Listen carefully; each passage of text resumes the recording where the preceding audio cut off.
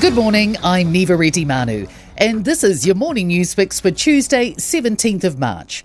In this update, modest relief could be on the table for low and middle income families to help with the sharp swings in fuel prices. The government's ruled out cutting the fuel excise, but is open to more targeted options. Child Poverty Action Group's Isaac Gunson says people rely on transport to get to work and access essential services, so offering some form of support is important. And he says that low-income families often feel the sharpest edge of any cost of living spike, so tailored relief would be welcome. Share prices have been falling, and that's been flowing through to people's KiwiSaver. But AUT finance professor Aaron Gilbert says there's an opportunity when the market drops for people to invest more and gain more in the long run. Praise for government aims to smooth the process for venues to serve alcohol during major televised events like the Rugby World Cup. Its bill, which proposes a raft of changes, includes a permanent mechanism to let pubs operate outside licensed hours during major events. Hospitality New Zealand Chief Executive Christy Phillips says previously Parliament had to pass a bill each time one of these events were on. Hopes that whoever takes the reins at Fonterra can continue the current CEO's good work. Miles Hurrell will leave the company in 6 months to ensure a smooth transition.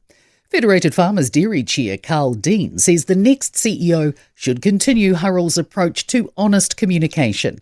He says that will include the shift towards ingredients and the upgrade of plants. A new pay deal's been struck for more than 2,500 Health NZ union members working in policy, advisory, knowledge and services. The Public Service Association says that covers departments like digital services, infrastructure, finance, communications and procurement. They're getting a 2.5% pay increase effective from December last year and another 2% increase in December this year. Today's the Prime Minister's final full day in Samoa. Christopher Luxon was yesterday honoured with a Matai title.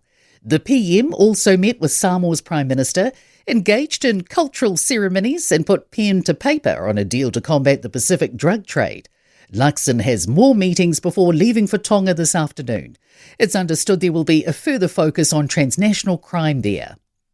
How much time do you think you spend driving in 1 year?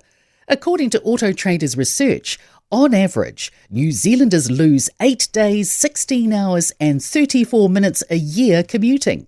Its survey ranks New Zealand 8th out of 17 countries for the longest commute. South Africa topped the list, with drivers spending more than 10 days per year behind the wheel.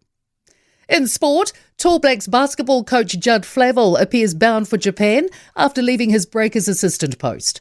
Chelsea Football Club have received a suspended 1-year transfer ban and fined $23 million in relation to $106 million in secret payments to unregistered agents and third parties over player switches from 2011 to 2018.